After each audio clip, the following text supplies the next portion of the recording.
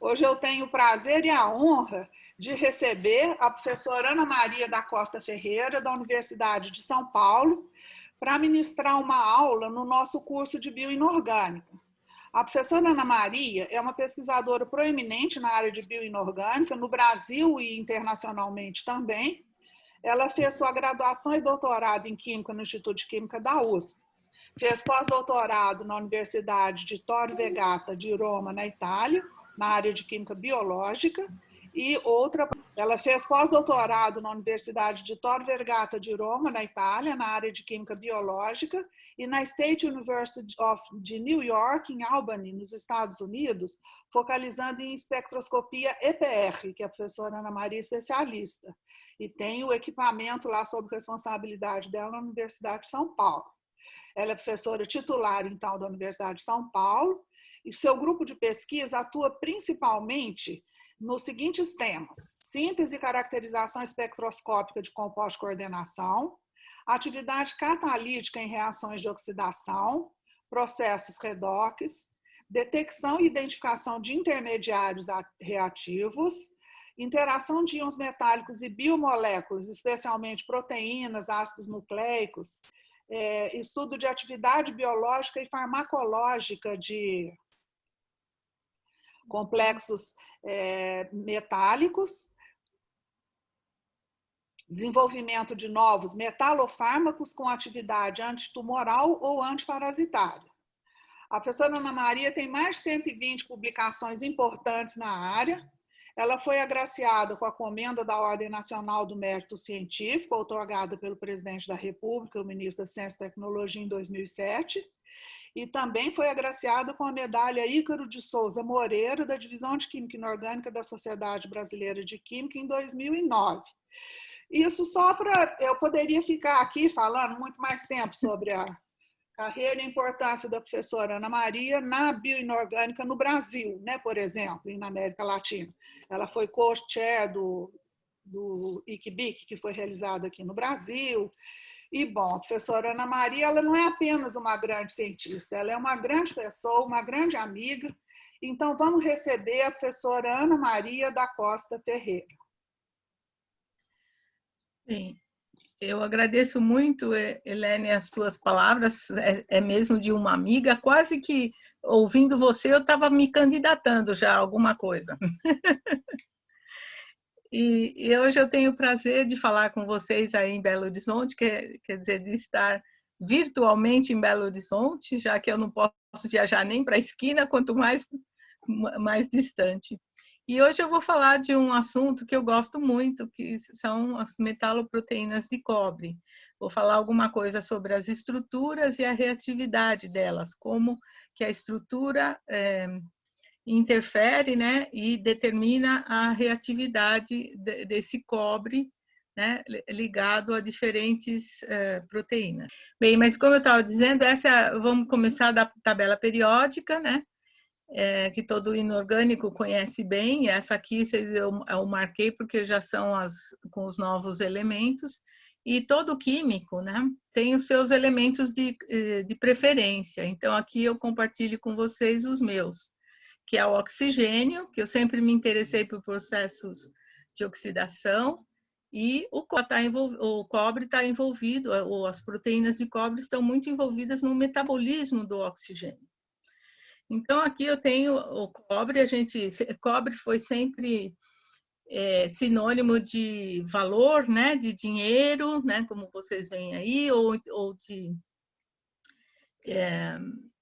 utensílios importantes, né, arte, ou até, olha, aqui eu achei essa fotografia, é uma armadura que é de cerâmica, mas que são pedacinhos de cerâmica interligados por argolinhas de cobre. Isso é do período 221 a 210 a.C. É um elemento bem antigo, então ele foi descoberto antes do ferro, como vocês já devem ter visto nas aulas de inorgânica, porque ele é mais facilmente reduzido. Então ele é encontrado, como vocês veem aqui, no estado natural, cobre zero, né, na natureza, ao contrário do ferro, que é sempre óxidos de ferro que precisa ser reduzido, né. na química ou na ciência propriamente dita, a gente tem vários exemplos e que sempre me fascinaram os compostos de cobre, seja no estado sólido, olha, com os minérios, né, azurita, calcopirita, malaquita, ou em solução. Então, vocês veem, tem diferentes cores dependendo do ligante, como vocês veem. Então, dependendo da vizinhança do cobre, ele tem propriedades diferentes, a começar da cor. Então, no meio biológico, ele desempenha funções cruciais, né? Muitas vezes relacionadas ao metabolismo do oxigênio, como eu já falei. E no sistema biológico, ele é encontrado em 2 estados de oxidação usuais, que é o cobre 1 e o cobre 2. E vocês vão verificar que quais são o tipo de ligante ou de átomo ligante que sempre acompanha o cobre. São nitrogênios, na forma de resíduos de histidina, por exemplo, ou enxofre, na forma de cisteína, ou metalotioneína, enfim. E, como a gente vai ver, existe uma preferência, se eu tenho cobre 1 ou cobre 2, né? Quem já fez química de coordenação sabe os conceitos básicos de química de coordenação, para vocês saberem que os ácidos de Lewis moles preferem bases de Lewis moles, como é o caso do cobre 1, ou os ácidos de Lewis duros preferem bases de Lewis duras. O cobre 2 é considerado na linha divisória entre duros e moles, mas vocês vão ver que ele prefere sempre ligantes nitrogenados, o que não quer dizer que eles não se liguem a outros tipos de ligantes. E o que chama a atenção do cobre, e isso foi o que me atraiu para estudar a química do cobre, foi a variedade de estruturas que eles apresentam e que pode ser explicada pelas suas características eletrônicas peculiares.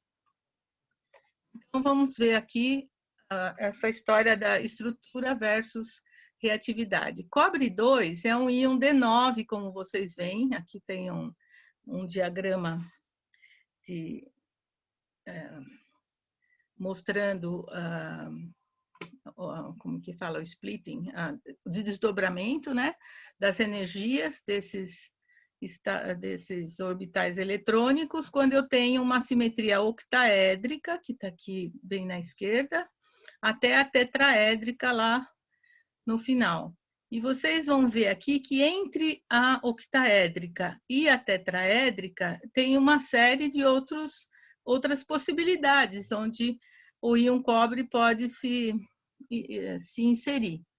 Então, posso ter uma distorção, né, tetragonal, né, que pode ser no eixo Z um alongamento ou uma retração, ou então eu posso, no limite, a partir de um composto octaédrico, terminar com um quadrado planar, onde a posição 5 e 6 praticamente se desliga do cobre, né, os ligantes, ou posso ter um tetraedro distorcido, tá, entre o quadrado planário, mas existem muitas outras possibilidades aqui. E por que acontece isso com o cobre e principalmente com as proteínas de cobre? Porque cobre 2, olha, ele prefere uma vizinhança tetragonal, né? Devido ao efeito Ian Teller, ele não é um octaedro perfeito, ele é mais um tetragonal. Ou quadrado planar no limite, né? No extremo. E o cobre 1, ao contrário, ele é D10, e ele vai preferir uma estrutura tetraédrica. Ó. Então, aqui vocês veem o desenho, né? Como passar daqui para lá. E isso vai acarretar não só a cor, como vocês podem ver aqui, ó, proteínas ou compostos de cobre azuis, verdes, vermelhos, que vocês podem ver os detalhes nos artigos do Edward Solomon, que ele estudou muito a espectroscopia de todo tipo, CD, magnético, EPR, UV, VIS, etc., de proteínas de cobre. Então, o que é importante para a gente? Dependendo das características espectroscópicas, eu posso inferir qual é a vizinhança que eu tenho esse meu cobre. Então, eu posso ter uma proteína desconhecida e, comparando com as características espectroscópicas dessa proteína desconhecida com as já conhecidas, eu já posso deduzir com qual delas a vizinhança é similar. Tá? E isso aconteceu, foi assim que a química do cobre, ou a espectroscopia do cobre, se desenvolveu. Porque no começo, eles não tinham, no começo que eu digo, era lá pelos anos 60 ou antes, eles não sabiam nem quantos cobres cada proteína tinha em várias delas. Né? Era preciso partir assim da estrutura primária da proteína, então quantos cobres tem, se um cobre, se tivesse mais de um cobre era igual ao outro ou não, né? Então as coisas foram se processando. Então, o progresso no conhecimento da química do cobre no meio biológico acompanhou para e passo o desenvolvimento, o progresso dessas técnicas espectroscópicas, você entende? As proteínas exigiam detalhes que as técnicas ainda não tinham. Então, os espectroscopistas desenvolviam esses detalhes e avançava, então, o conhecimento do cobre. É bonito ver essa parte mais histórica, né, das proteínas de cobre, acompanhando a história das espectroscopias. Então, vocês vão ver aqui, espera aí que eu não posso usar o mouse. Então, esses dois estados de oxidação do cobre, eles são muito diferentes. Vocês veem o cobre 2, né, vai formar compostos paramagnéticos, já que ele é D9, ele tem o efeito Ian Teller, então ele vai ter umas características espectroscópicas bem definidas. E, ao contrário, quando ele é reduzido a cobre 1, ele vai dar origem ao quê? A compostos diamagnéticos. Então, vocês veem que magneticamente eles já são opostos. Então, isso já dá ajuda muito, como vocês vão ver no desenrolar dessa aula, como que eles conseguiram detectar e identificar, né, cada um dos sítios de cobre nas chamadas proteínas de cobre. Então, uma das técnicas mais importantes é o do EPR, né, porque vocês podem obter várias informações, ao longo da aula vocês vão compreender isso, sobre o cobre, por exemplo, e o cobre 2, porque o EPR exige que o composto seja paramagnético. Só que se a proteína, por exemplo, aparece diamagnética no EPR, quer dizer, sem sinal, você já sabe. Ou ela está reduzida, está tudo na forma de cobre 1, ou existe algum outro detalhe que está fugindo. Por exemplo, um acoplamento antiferromagnético entre dois sítios de cobre. Tá? Então, o EPR, por que ele é muito usado para compostos de cobre? Porque ele dá o estado de spin do centro paramagnético, dá a magnitude dessas interações hiperfinas, quer dizer, interações entre o sítio paramagnético e o que tiver ao redor, por exemplo, o cobre nas proteínas, a interação dele, ou desse elétron desemparelhado com os nitrogênios, enxofres ou átomos ligantes ao redor. Da identificação, né? Eu também posso ter, se tiver alguma espécie radicalar, quer dizer, um elétron isolado num carbono, por exemplo, ele pode me identificar, então me sinalizar que existe. Eu posso determinar possíveis átomos ligantes, enfim. E posso também quantificar esses acoplamentos antiferromagnéticos e ferromagnéticos entre dois centros metálicos. Então, não serve só para o cobre, mas particularmente no caso do cobre, ela é muito importante. Então, só para vocês lembrarem assim da química de coordenação, não sei se vocês tiveram, a gente costumava dar esse experimento para os alunos do terceiro ano, quando vocês fazem um composto de cobre com a dimetilglioxima. Vocês podem obter dois compostos, um que é verde, vocês estão vendo aqui, né? Com um ligante, né? E dois cloretos e um cobre. e o outro com 2 ligantes, agora na forma de dioxamato, e um íon cobre. Se vocês fizerem aquelas medidas de suscetibilidade magnética, sabe, da balança de Faraday, a balança de Gouy, vocês vão ver um Mi efetivo entre 1,7 e 1,9, para os 2 casos. E vocês veem já visualmente, um é verde e o outro é castanho.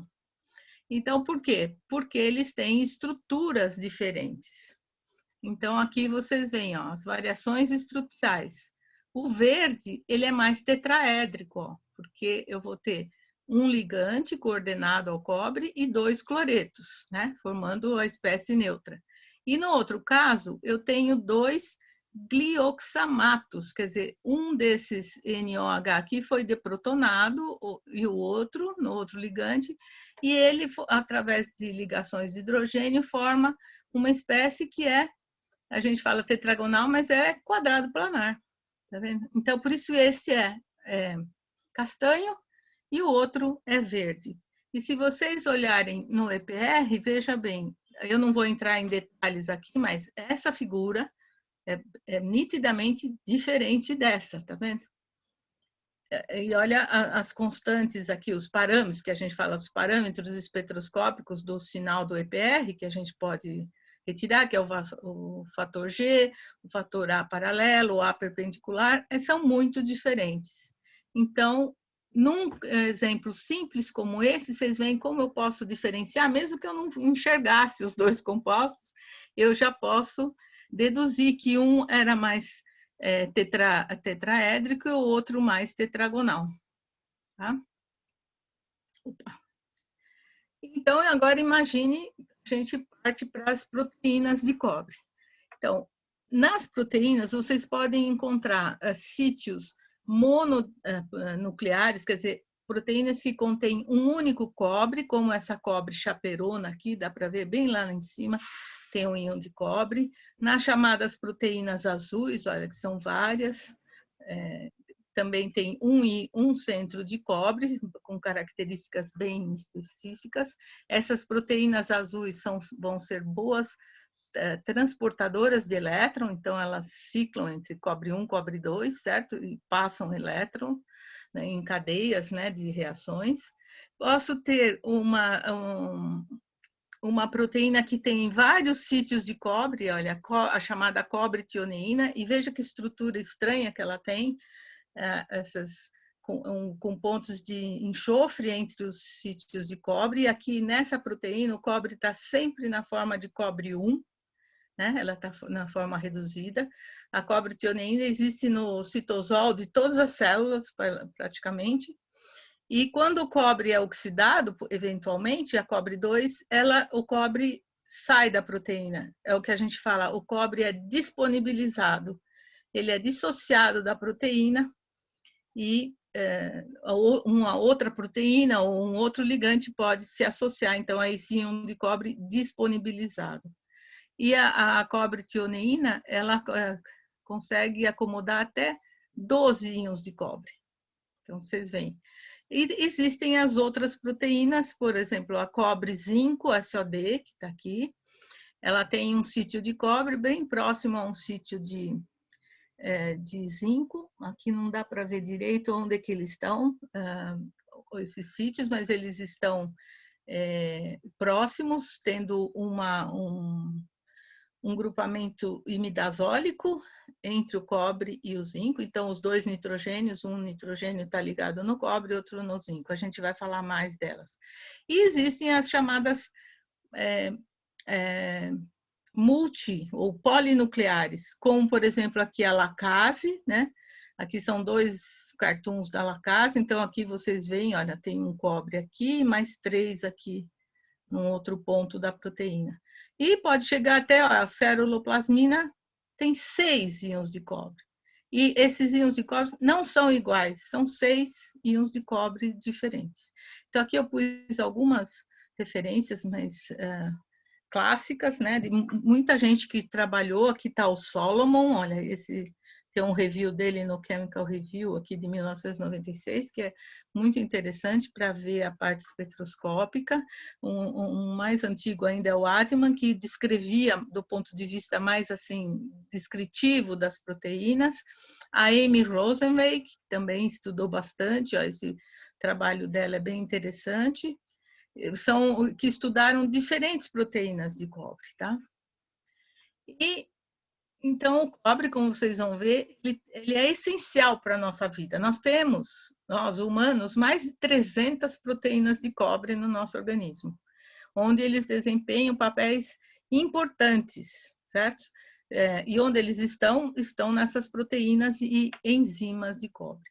Entretanto, o cobre também tem um certo caráter tóxico, se ele não estiver bem coordenado, vocês vão ver. Vocês nunca vão encontrar um íon de cobre que a gente fala livre no ser vivo,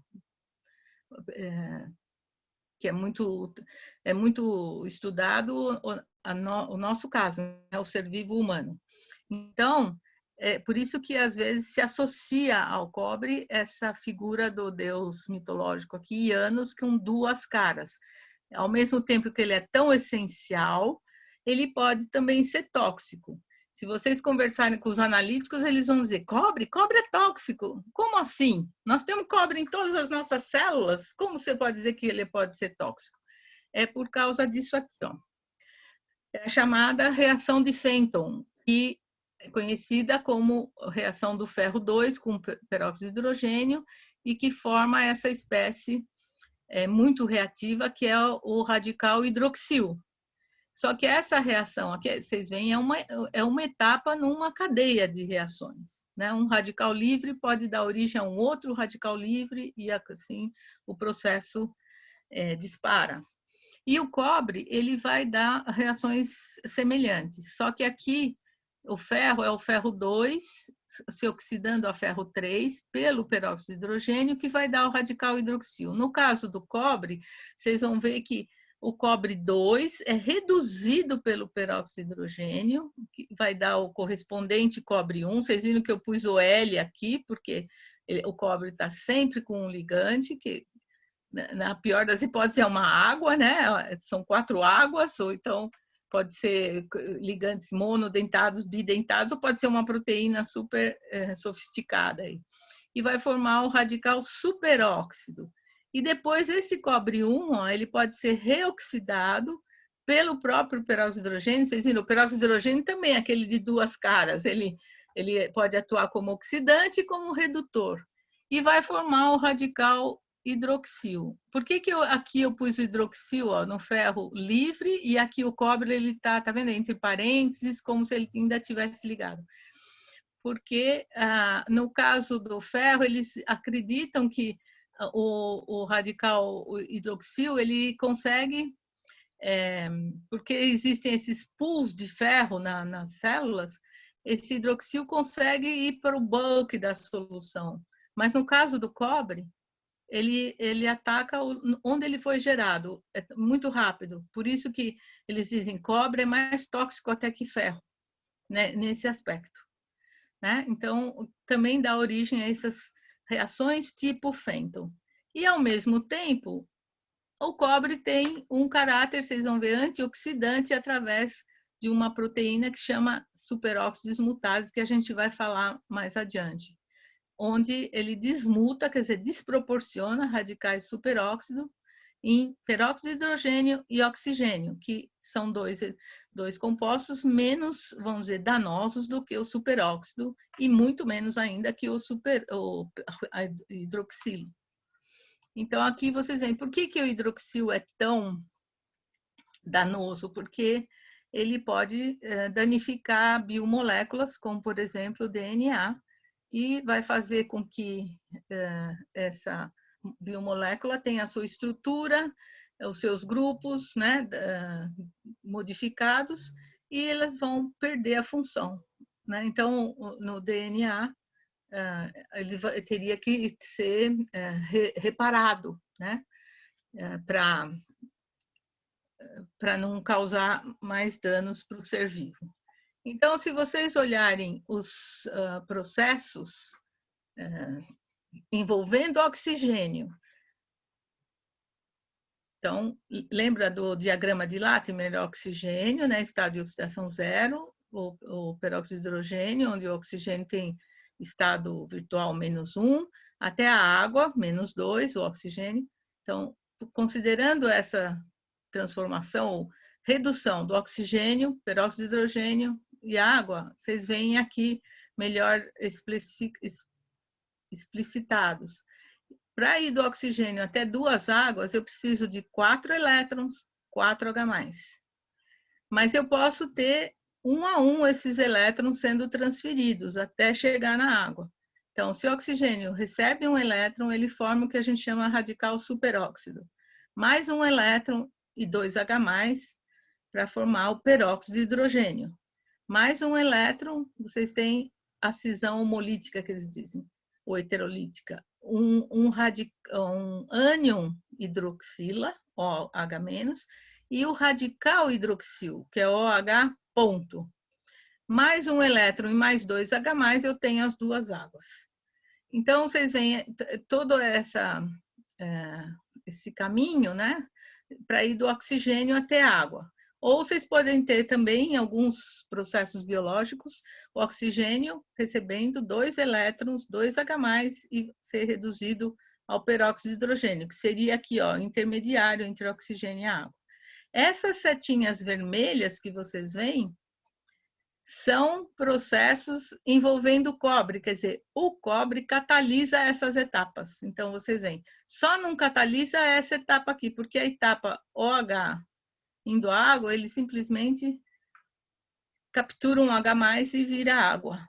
É o radical super reativo, ele não precisa de nenhuma enzima, nenhuma proteína, nada que catalise as suas reações. Então, opa, peraí que tem que ir aqui. Então, aqui vocês têm num quadro que não é completo, mas tem as características, ó, só pensando em um centro de cobre e o oxigênio. Como eu falei, o oxigênio é um companheiro frequente dessas proteínas de cobre. Então, a gente pode ver, vamos começar aqui, ó. Como é que a gente transforma oxigênio em água? Cada vez que a gente respira, não é? A gente está reduzindo oxigênio à água para poder sintetizar ATP e o ATP fazer com que a gente tenha energia para movimentação ou energia para metabolizar alguma coisa. Aqui está envolvida uma proteína de cobre, da qual nós vamos falar hoje, o citocromo C oxidase. A outra proteína é a superóxido dismutase, que eu já falei para vocês. Ela está no citosol de todas as células, praticamente todas as células nossas. E ela desmuta. Esse é um termo que os bioquímicos usam, mas nós, inorgânicos, podemos falar em desproporcionamento, sabe? Da mesma forma, 2 íons de manganês 3 se desproporciona em 1 de manganês 2 e 1 de 4. É o que acontece aqui. 2 radicais superóxidos se desproporcionam em um peróxido de hidrogênio e um oxigênio. Justamente, um é oxidado, o outro é reduzido. Depois eu tenho várias oxidases, então como a amina oxidase, que transforma aminas em aldeído correspondente, né, libera amônia, olha lá, e forma peróxido de hidrogênio. A galactose oxidase, essas oxidases levam o nome do substrato que está sendo oxidado, né? Então, uma amina, uma galactose, ou então a peptilglicina, a monooxigenase. Tem uma outra proteína que nós vamos falar hoje, que é a tirosinase, que ela é responsável pela cor do nosso cabelo, cor dos olhos, cor da pele, e ela transforma um fenol, ó, num catecol e o catecol numa quinona. Então, ela ocorre em plantas, não só plantas, animais, plantas como batata doce, é uma catecol oxidase. Na verdade, ela catalisa essa etapa aqui, catecol a quinona. Existe um carregador de oxigênio, não para a gente, né, que o nosso carregador é a hemoglobina, mas em moluscos e artrópodes é a hemocianina. É uma proteína de cobre que, como a tirosinase, ela também tem 2 sítios de cobre, e ela vai ser, enquanto a tirosinase ela vai catalisar essas reações, a hemocianina só vai transportar o oxigênio, né? Ela carrega o oxigênio e libera em outro ponto. Então, seria a hemoglobina dos artrópodes e moluscos. Então, a base de cobre, não a base de ferro. E aqui vocês veem também outras, ó, ascorbato oxidase, que é como essas aqui, ó, que vai oxidar ascorbato, ou a ceruloplasmina, que oxida ferro 2 a ferro 3, né? E então a gente pode ter, olha, uma pleiade aqui de proteínas, todas baseadas em cobre, né? E algumas delas a gente vai ver melhor. Aqui eu coloquei algumas das reações que ocorrem, olha, aqui com a deoxihemocianina, formando a oxicianina. Vocês já vão falar, ei, professora, olha essa ligação desse oxigênio, não é estranho? Vocês vão ver, a gente vai falar dele. Ele se coloca assim, ó, tem um oxigênio que se liga a 2 sítios de cobre. Aqui é uma amina, não, aqui é um fenol virando catecol, catecol virando quinona, então atividade tirosinase. Aqui é formando um radical, ó, tem proteínas que vão formar radicais, olha. Ou então, ó, ceruloplasmina, que catalisa a oxidação de ferro 2 a ferro 3, é uma ferrooxidase. E assim por diante, ó. E eu vou falar muito dessas duas aqui, porque, como eu falei para vocês, os meus elementos preferidos são oxigênio e cobre, e estão envolvidos aqui. Uma é a superóxido dismutase, que então catalisa essa reação, e a outra é o citocromo C-oxidase, que é o principal responsável pela nossa respiração, né? A cadeia respiratória na nossa mitocôndria. E que ele manuseia aí, olha, 4 elétrons, 4H+, e num processo que a gente fala concertado, vem de concerto, de música, como é uma orquestra tocando junto, né, ou harmoniosamente, vocês passam do oxigênio para 2 moléculas de água. Então, vocês imaginam, vamos voltar lá para os anos 50, 60, eles estavam começando a descobrir várias proteínas de cobre, né? Lembra os primeiros bioquímicos sempre falavam, é uma metaloproteína, tem um cofator que é um íon metálico, né? Então, e eles nem sabiam direito, eles estavam determinando ainda, por exemplo, que a azurina tinha 1 cobre, que a superóxido dismutase tinha 1 cobre e 1 zinco, e assim por diante. Então, os espectroscopistas daquela época, com o conhecimento que eles tinham até aquela época, eles classificaram. Então, essa classificação é puramente histórica, não tem sentido hoje em dia, mas ajuda a gente entender essa diversidade de estruturas e propriedades espectroscópicas das proteínas. Então, lá naquela época, eles distinguiram 3 tipos principais de centros de cobre. Tinha um tipo 1, que apresentava coloração azul, e com o cobre usualmente coordenado a 2 átomos de nitrogênio e 2 de enxofre, tá? Que são as proteínas azuis de cobre. Depois tinha um tipo 2, que apresentava o cobre coordenados a 2 ou 3 nitrogênios e alguns oxigênios. Esse tipo 2, o exemplo clássico, é a própria superóxido dismutase, e que é mais próximo desses compostos simples de cobre que a gente trabalha. Cobre com algum ligante simples no laboratório, ele tem características muito mais semelhantes a esse tipo 2 do que ao tipo 1 ou 3. E o tipo 3 já eram proteínas que tinham 2 centros de cobre e que tinham uma interação magnética tão grande entre eles que elas se tornavam diamagnéticas. A gente vai discutir melhor isso aí. Então, aqui eu vou passar, depois vocês vão ter essa slide à disposição. Olha, o sítio 1, então, era espectroscopicamente caracterizado por uma banda de absorção ao redor de 600 nanômetros, com absortividade molar 5.000, significa uma banda muito intensa, e constantes hiperfinas no EPR, que eram as distâncias entre as linhas do EPR, muito pequenas, ó, 43 a 95 nessa unidade, 10 a menos 4. E isso acontecia, por exemplo, na estelocianina, na azurina, que são proteínas azuis de cobre que catalisam transferências eletrônicas. Já o sítio 2 era caracterizado por falta de banda intensa na absorção no visível, que é o caso da SOD. Tem uma banda lá perto dos 600, mas com um epsilon bem pequenininho, como ocorre nos compostos mais simples de cobre. E constantes hiperfinas, aqui eles falavam normais, mas maiores, olha. Enquanto esse parâmetro no EPR era bem baixinho, aqui 43 até 90 e poucos, aqui já era maior que 150, 200. Tá? E o exemplo é a própria cobre-zinco SOD.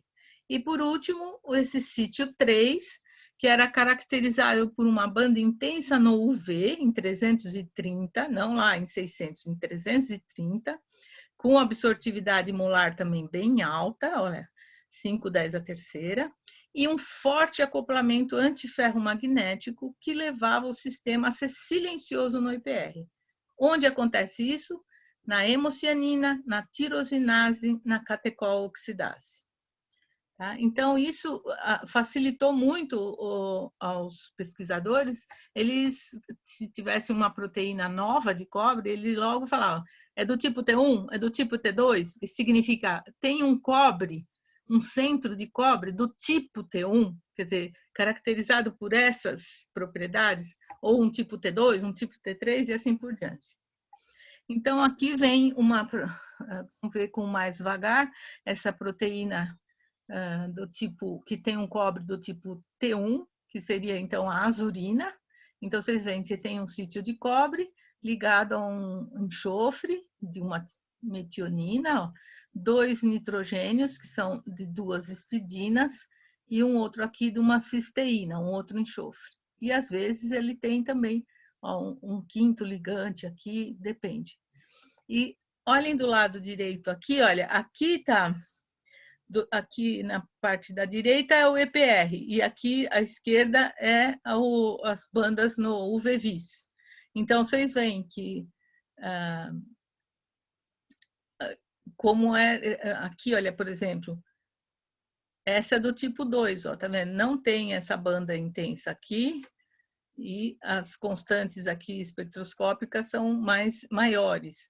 Já o do tipo 1, ó, tem aquela banda intensa aqui, e as constantes, vamos dizer, espectroscópicas do EPR são pequenininhas. Aqui, a mesma coisa aqui. Então, por isso que eu citei aqui, olha lá, o Solomon é um deles que estudaram muito isso aqui. Também o Harry Gray e vários outros pesquisadores.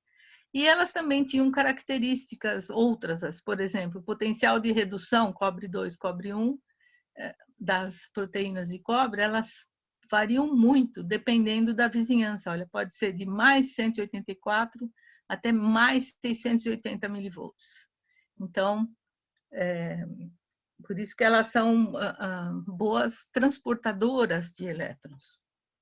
Tá? Então, para não perder, não investir muito, eu nunca perco tempo, a gente fala, para não investir muito tempo nisso, a gente agora vai falar da superóxido dismutase, que também é uma das enzimas mais estudadas, eu acho que depois da hemoglobina, é a segunda molécula tão estudada, porque ela tem um caráter antioxidante, ela nos protege dessa reatividade oxidante do oxigênio, onde estão envolvidas espécies reativas de oxigênio.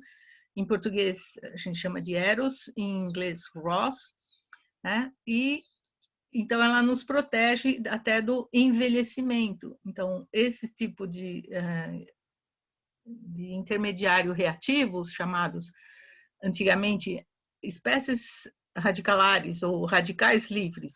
É que o pessoal, vou fazer um parênteses para dizer, radicais são sempre livres, que alguém fala, porque radicais são sempre reativos, então eles estão sempre, se formam e entram em alguma reação. Então, essa nomenclatura radicais livres ficou envelhecido, né? Ficou sem propósito.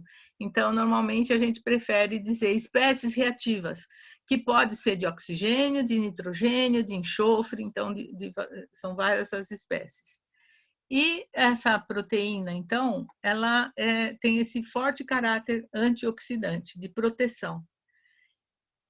E ao longo da história, vocês veem que aqui em vários momentos, 1939, 1953, 57, 59, ela tinha vários nomes, porque cada pesquisador dava o nome de onde ele tinha obtido a proteína.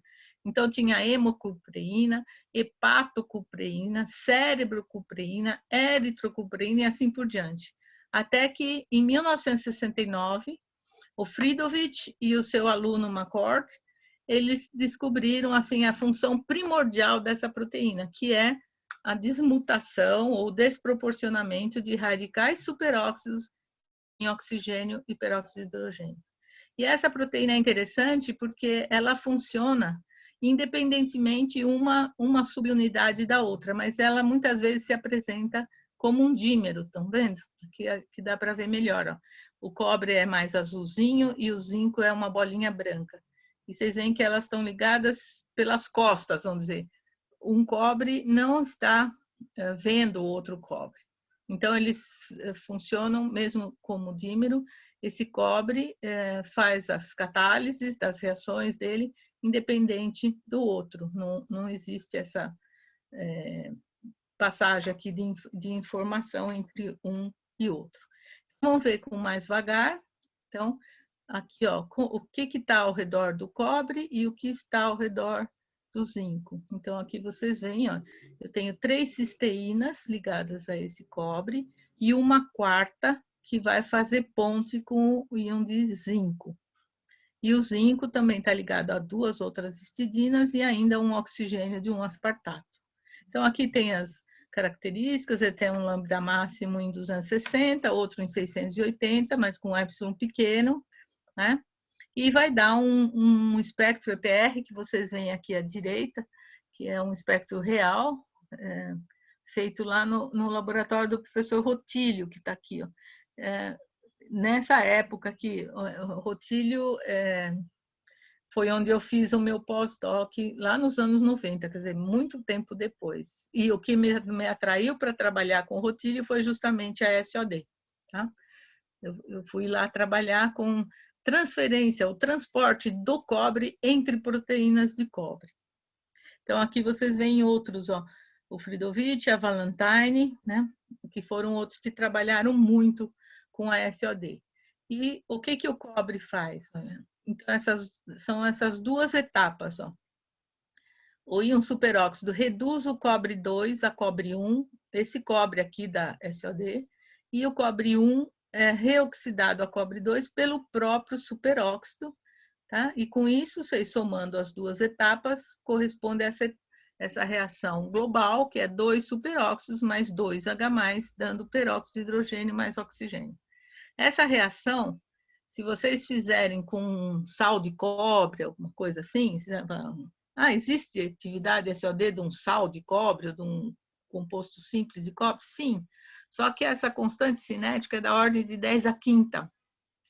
Quando é feita pelo SOD, essa constante cinética é de 10 à nona, significa controlada por difusão. É cerca de 10.000 vezes ou mais rápida do que um simples composto de cobre. Tá? Então, por isso que essa proteína ganhou muita fama, né? E foi muito estudada, justamente porque tem um caráter antioxidante, inibindo processos onde espécies reativas de oxigênio interferiam.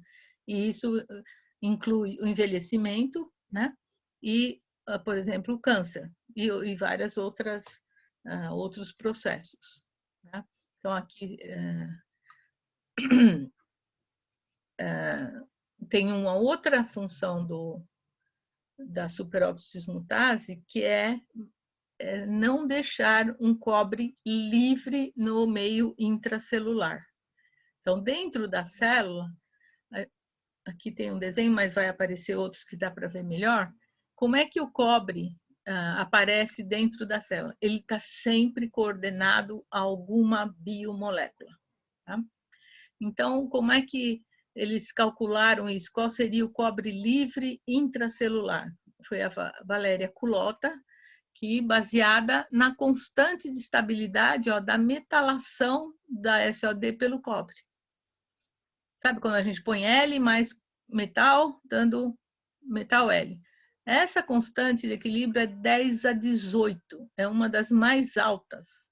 E se vocês considerarem isso aqui, então, se tivesse um cobre livre lá dentro da célula, e se tivesse uma SOD, apo significa livre, quer dizer, tem um sítio onde o cobre pode se ligar, eles chegaram à conclusão que existem 10⁻⁹ átomos de cobre por célula, ou 10⁻33 mols de cobre por célula, o que significa, daí usando o volume da célula, um volume médio, chegaram à conclusão que a concentração de cobre livre é 10⁻18 mol por litro dentro da célula. Nenhuma técnica analítica consegue detectar isso aí, porque eles estimaram que corresponde a 1 íon de cobre por célula.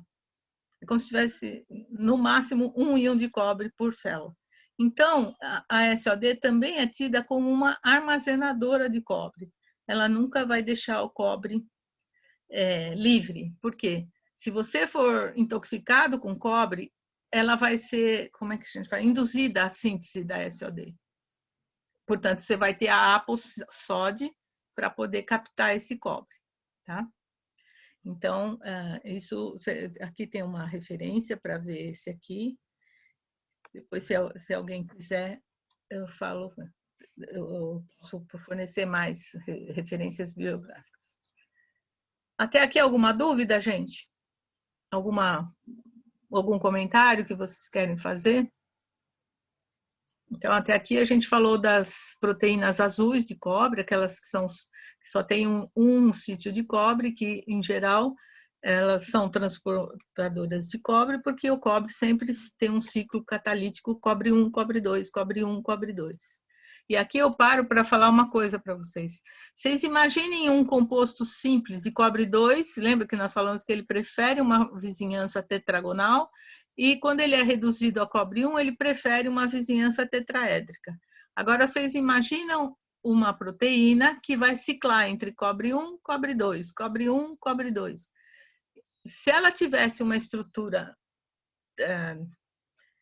no limite, assim, tetragonal ou tetraédrica, cada vez que ela fosse reduzida ou oxidada, ela teria que se rearranjar, porque senão o que acontece? Perde o cobre, não é? Que o cobre 1 prefere uma vizinhança tetraédrica, o cobre 2 prefere uma vizinhança tetragonal quadrado planar. Para evitar isso aí, porque mudança de conformação da proteína exige tempo e energia, né? A proteína adota uma conformação que não é nem totalmente tetraédrica, nem totalmente tetragonal. Lembra daquele esquema que eu coloquei para vocês antes? Ela vai ficar intermediária entre a tetragonal e a tetraédrica. Então, é o que a gente fala, é uma estrutura tetragonal com distorção tetraédrica.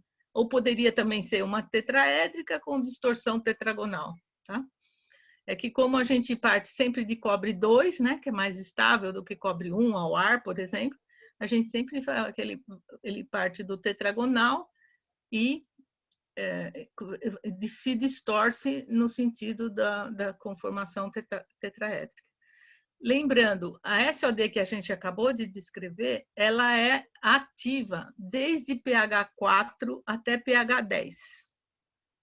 Mesmo perdendo o zinco, né? Porque ela foi estudada de todas as maneiras possíveis, já colocaram 2 cobres, né? Quer dizer, um cobre no lugar do zinco, já tiraram o zinco, já puseram cobalto, já foi estudada de todas as maneiras. Ela continua ativa.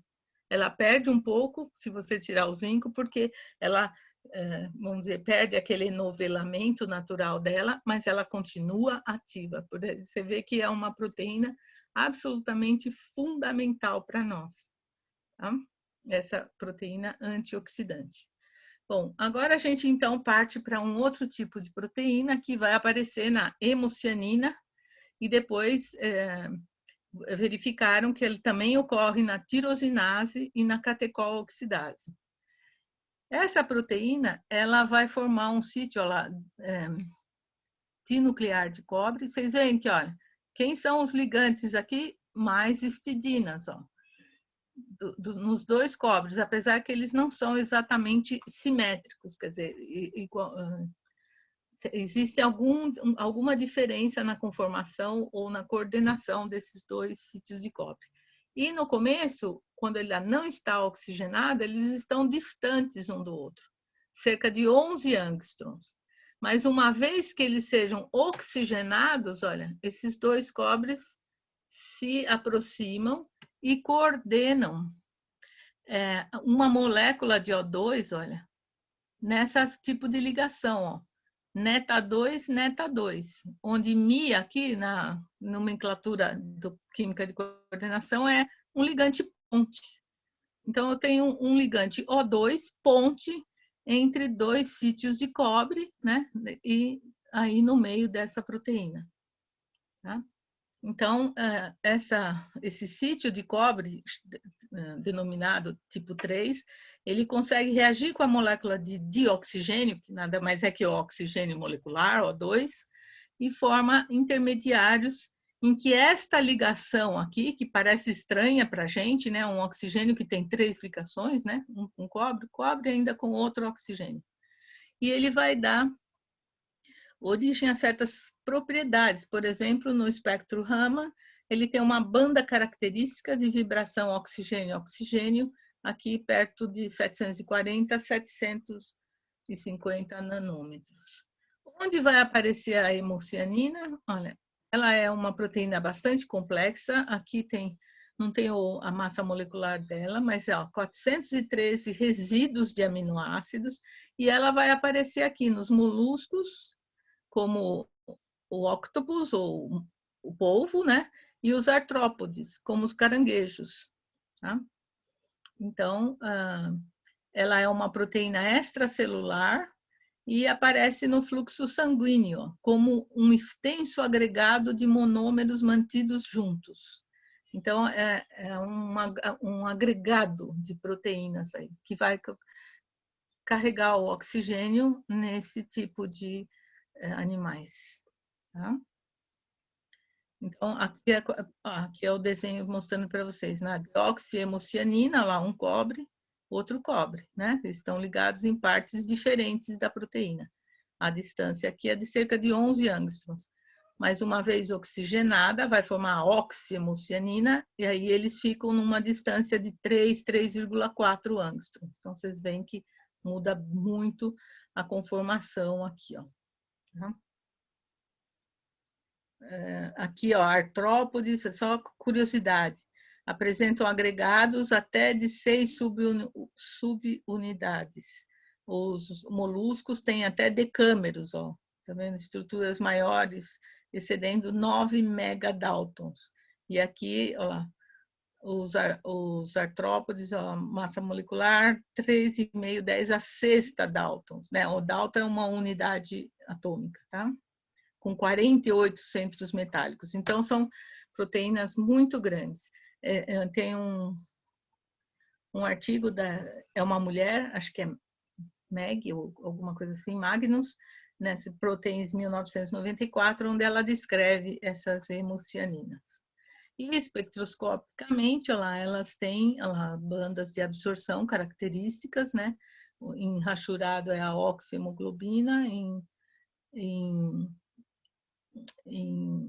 linha cheia é a oxitirosinase, que vocês veem então que elas têm semelhanças, e eles verificaram então que o centro é muito semelhante. Só que, enquanto a hemocianina são grandes agregados, a tirosinase é menor e ela é mais aberta. Por quê?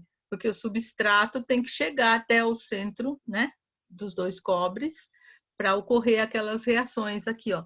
Um fenol ser oxidado a catecol e o catecol a correspondente quinona, tá?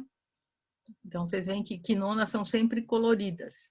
E depois, essas proteínas semelhantes à tirosinase são, acho que está no próximo slide, isso, são responsáveis pela formação, olha, de melanina no nosso organismo, tanto na pele, no cabelo, nos olhos. Então, são proteínas relacionadas à tirosinase, que em inglês eles falam TRP, tá? E eles são responsáveis pela pigmentação da pele. Então, vocês veem, muita gente foi estudar esse tipo de proteína, não para pigmentar a pele, mas às vezes para despigmentar a pele, né? Então, usando dos dois lados. Então, teve muito interesse da indústria cosmética, ou para dar cor, né, para a pele, ou para retirar a cor da pele, clarear a pele. E elas também foram objeto, esse tipo de centro de cobre, com 2 sítios de cobre, pelos químicos inorgânicos. Então, principalmente o Kenneth Carlin, que vocês devem conhecer, a Helene seguramente conhece, cobre. E foram os japoneses, agora acho que é Fukushima e Naraoki, que conseguiram esse ligante aqui, olha, são 3 anéis, né, com os nitrogênios vizinhos, né, ligados a um boro, olha.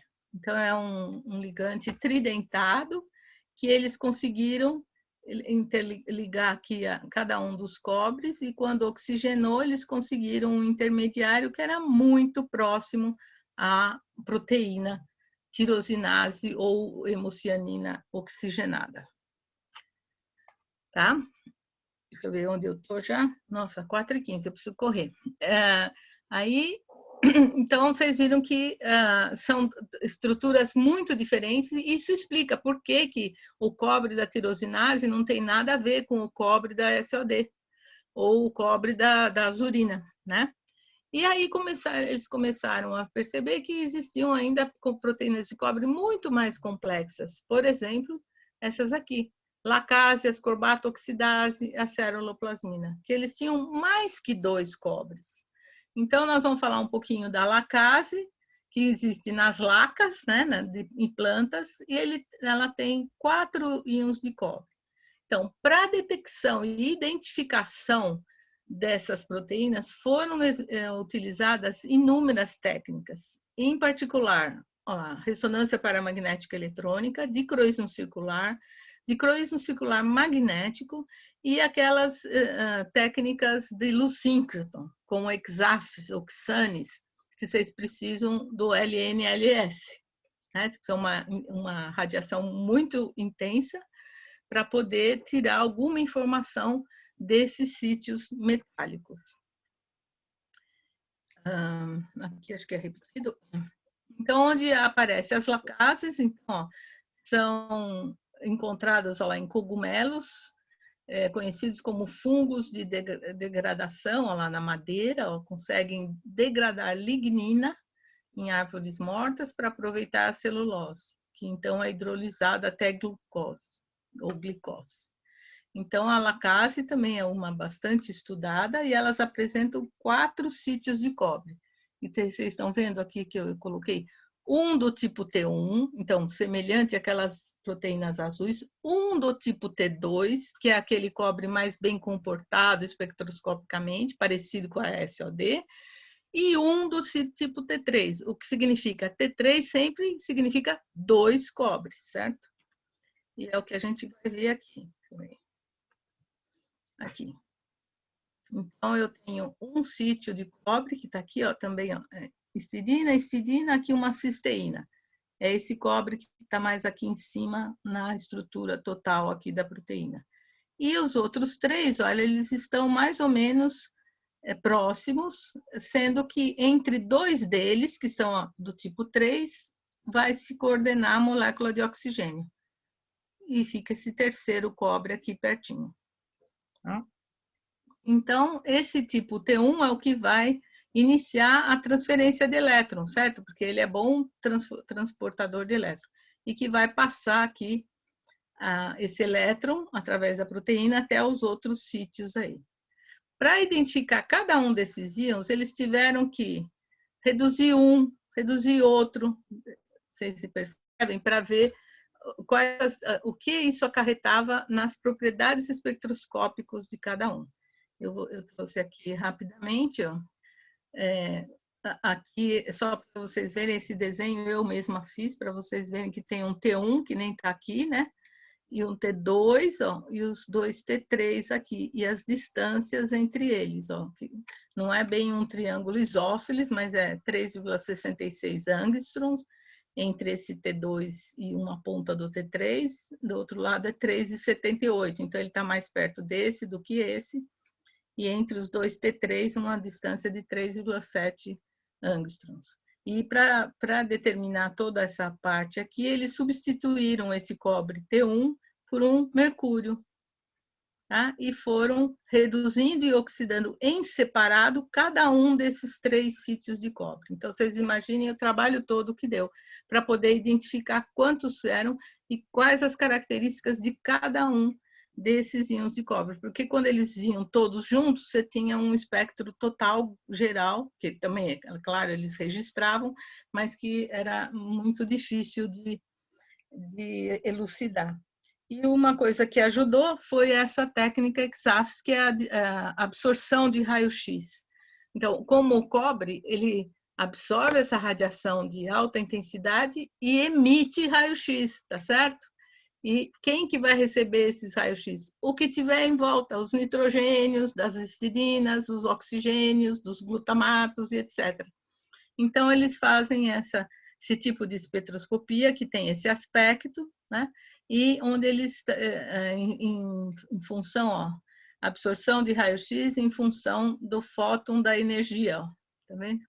E eles vão mapeando aqui e conseguiram elucidar, dizendo que tinha um sítio T2, um sítio T1 e um sítio T3. Tá? E eles foram reduzindo, vocês imaginam, precisava ter muito conhecimento tanto da espectroscopia como de química, para poder qual cobre vai ser reduzido primeiro, né? Se um deles vai ser reduzido primeiro, depois o outro, para poder elucidar tudo isso. Não contente com isso tudo, ainda teve os corajosos que foram estudar a ceruloplasmina. A ceruloplasmina tem 6 sítios de cobre, como vocês veem aqui, só um esqueminha. Ó.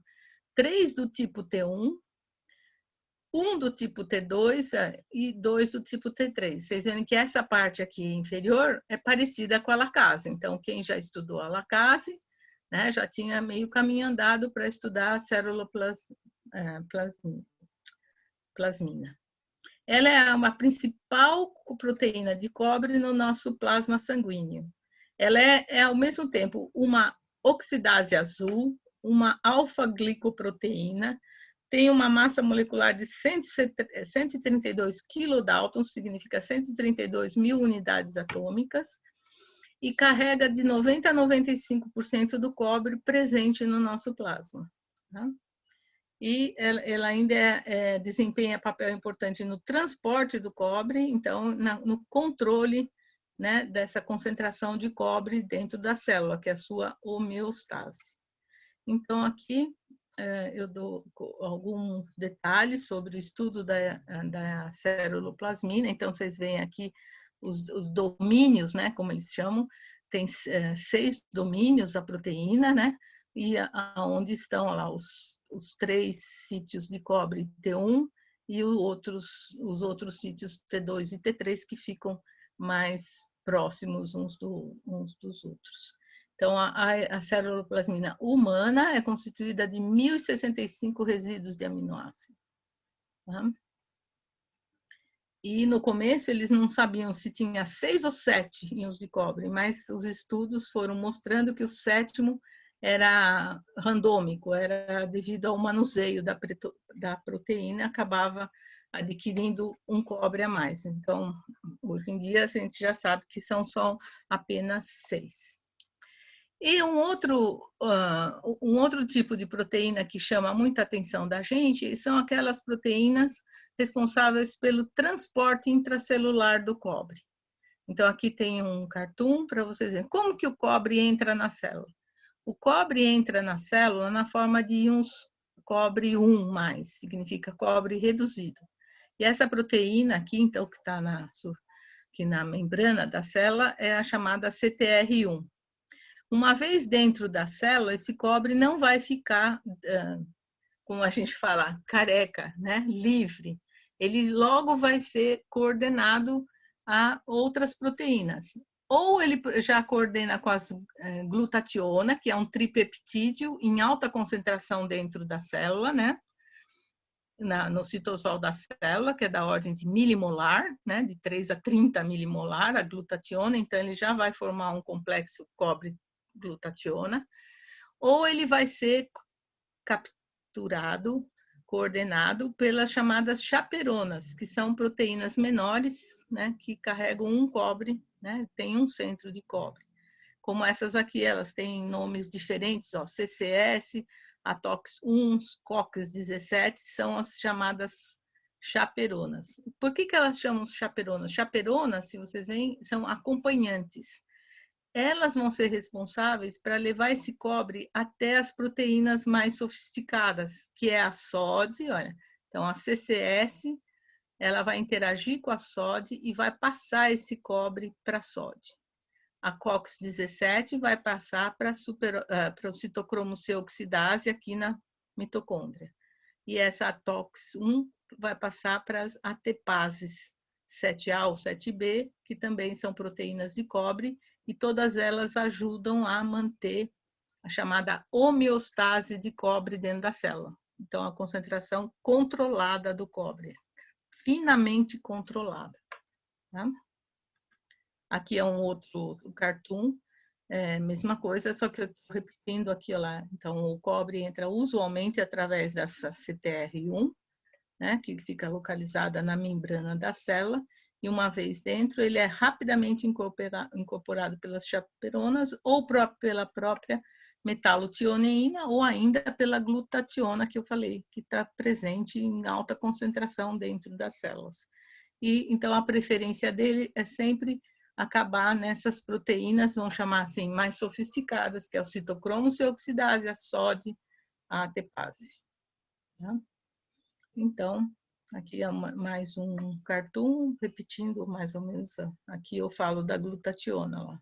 Pelo menos 3 milimolar dentro das células, né? E então eles são. E tudo isso para garantir que não falte cobre nem para SOD, nem para o citocromo C oxidase, nem para as ATPases. Tá? As ATPases também, uma delas é responsável para jogar cobre para fora da célula, né? Se tiver excesso de cobre dentro da célula. Né? Como eu falei, é devido a essa reatividade do cobre, que é modulada pela vizinhança onde ele está inserido, né? E que ele é muito reativo. Aqui é para mostrar por que são necessárias as chaperonas, né? Já que essa a inserção do cobre na SOD é muito alta, né? A constante de estabilidade é muito alta. Então, cada chaperona é um par, vamos dizer, é um partner de uma das proteínas. Aqui vocês veem a SOD e a correspondente chaperona. Elas interagem, quer dizer, elas se aproximam e o cobre passa, vamos dizer assim, de mão em mão. Ele é entregue em mãos, de uma proteína para outra. Ele não é assim, sai de uma proteína, vai para o bulk da solução e depois é capturada pela outra. Então, ele vai com essa interação proteína-proteína, que foi muito estudada pelo grupo aqui da Valéria Culota, aqui, e também pela Amy Rosenberg, que são grandes pesquisadoras do cobre. Tá? Então, por essa razão, a gente sabe que não existe cobre livre na célula, né? A SOD garante que não existe, não só a SOD, mas chaperonas e todas as outras, tá? E, finalmente, eu vou falar um pouco sobre o citocromo C oxidase, que é essa proteína ainda mais sofisticada de cobre, ela vai ter 3 íons de cobre. Então, ela vai ter 2 próximos uns dos outros, que é o chamado cobre, sítio de cobre A, e um outro perto de uma protoporfirina 9, que tem um ferro, e é o chamado sítio de cobre 2. Essa proteína, ela é de membrana, ela está inserida na membrana da mitocôndria. E para ela funcionar, eu tenho que ter esse fluxo de 4 elétrons, tá vendo? Que passam aqui, opa, eu pus para baixo, e 4 prótons no sentido oposto, porque eu tenho que transformar um oxigênio em 2 moléculas de água. Eu tenho que reduzir de oxigênio até 2 moléculas de água. Então, a gente vai ver aqui com mais devagar. Aqui é um outro tipo de cartoon, que a cadeia respiratória, na verdade, é uma cadeia enorme de reações químicas que vão ocorrendo, em que há transferências de elétrons. Então, existe o chamado complexo 1, complexo 2, complexo 3, complexo 4.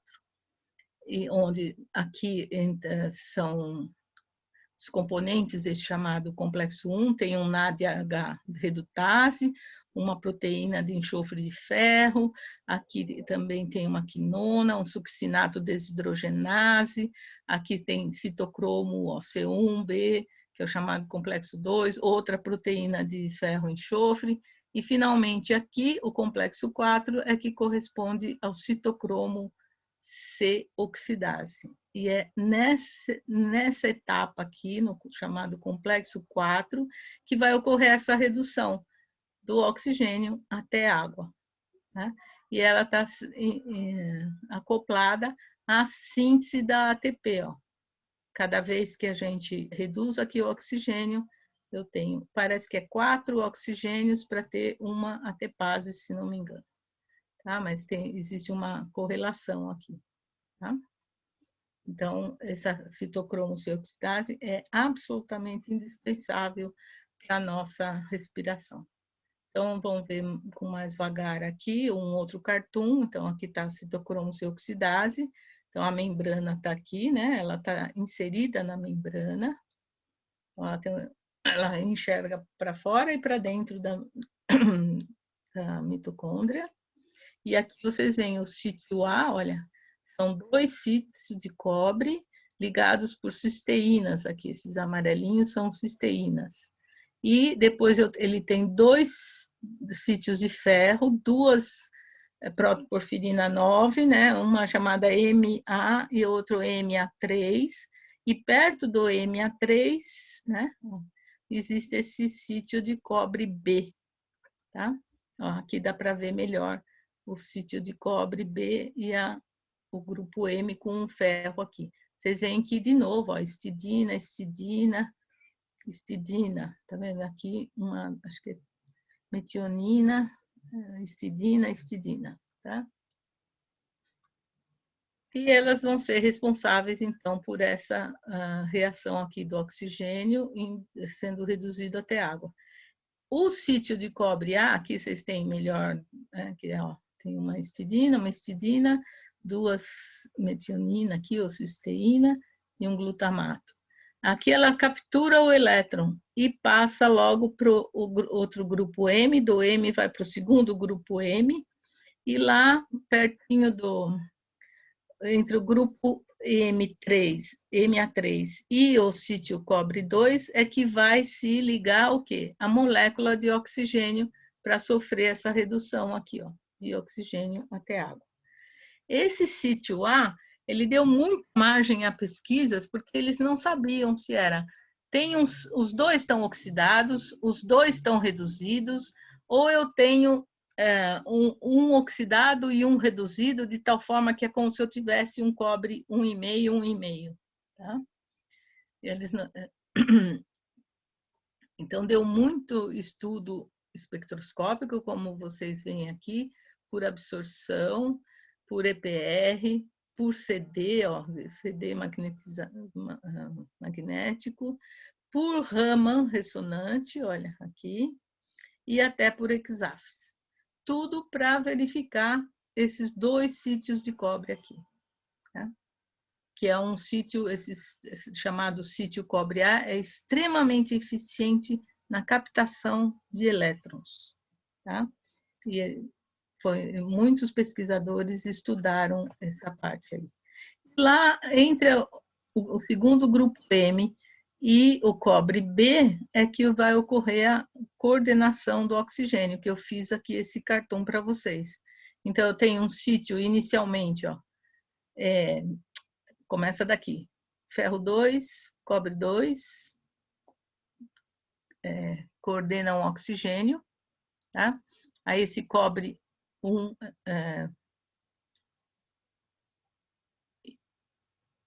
vai para a forma reduzida, então eu tenho cobre 1, ferro 2, depois a forma oxidada, é que o cobre 1 vai a cobre 2 e o ferro a ferro 3, então o oxigênio aqui, vocês veem, ele já fica com um caráter de peróxido, né? O2, 2 menos, tá?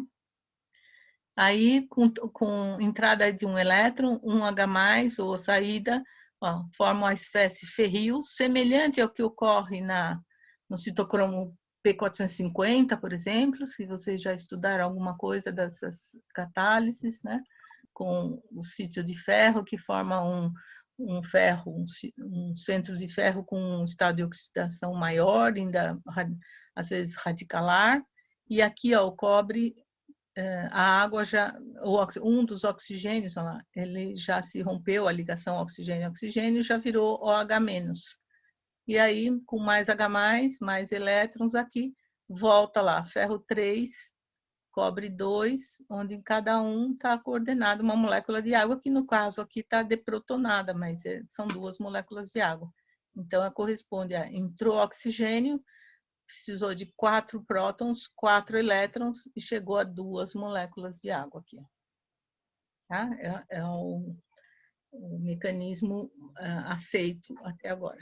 E aqui, no último slide, essa referência que eu deixei para vocês. Acho que esse Zoom Meeting aqui é antigo, não é dessa apresentação. Tá? Tem o livro do Cain sobre bioinorgânica, né? Já mais antigo. Também esse do Fenton. Tem um da Roth Malone. E aqui um review do Edward Salomon, como eu falei para vocês, que ajuda a ter uma ideia, né? Assim, quais os sítios de cobre espectroscopicamente diferentes que vão aparecendo nas proteínas de cobre. Acho que eu passei só 8 minutos, não é? Então, acho que era isso que eu tinha para mostrar para vocês. Eu vou ver se eu paro aqui. Como é que eu paro? Stop vídeo? Não. Pause o share para vocês poderem me enxergar. Tá? Então, vamos ver aqui como é que eu faço. Volta para cá. Me perdi aqui. Tá tudo certo. Tudo certo? Eu parei, stop. Agora eu parei. É que eu uso mais o Google Meet, então o Zoom é mais... é menos usual para mim. Ana Maria, nem tem como te agradecer, parabenizar. Nossa, que conferência. Imagina, ninguém me perguntou nada, ninguém me interrompeu. Mas eu vou passar agora a palavra. Eu nem tenho como te agradecer, uma conferência maravilhosa, mostrando essa sinfonia, né, do cobre nas células, desde a entrada, o controle da homeostase com as chaperonas e os sítios ativos nas proteínas. Como que isso e essa história de detetive, né, pelos métodos espectroscópicos para descobrir essas estruturas. Então, a aula ficou maravilhosa. Eu queria notificar aqui, agradecer a presença da professora Eveline, que cumprimenta a professora Ana Maria, a professora do nosso departamento. Eu estou vendo aqui, eu não vejo todo mundo. Eu sei que tem a professora Ivna do Cefet, os alunos todos que vieram. E então